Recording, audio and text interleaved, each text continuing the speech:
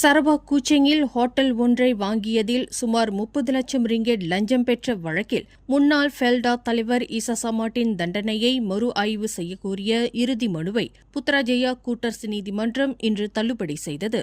சபா மற்றும் சரவாக் தலைமை நீதிபதி அசீசா நவாவி தலைமையிலான 3 கொண்ட நீதிபதிகள் குழு இந்த வழக்கில் ஈசா சமாட்டிற்கு எவ்வித அநீதியும் இழைக்கப்படவில்லை என கூறி மனுவை நிராகரித்தது.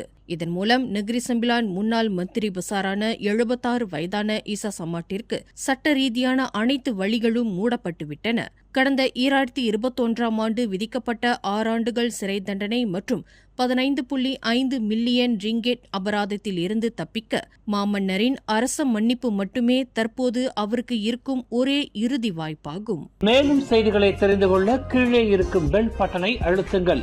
உங்கள் மகிழ்ச்சியை வெளிப்படுத்த லைக் மற்றும் ஷேர் செய்யுங்கள். தொடர்ந்து திசைகளோடு இணைந்திருக்க சப்ஸ்கிரைப் செய்யுங்கள்.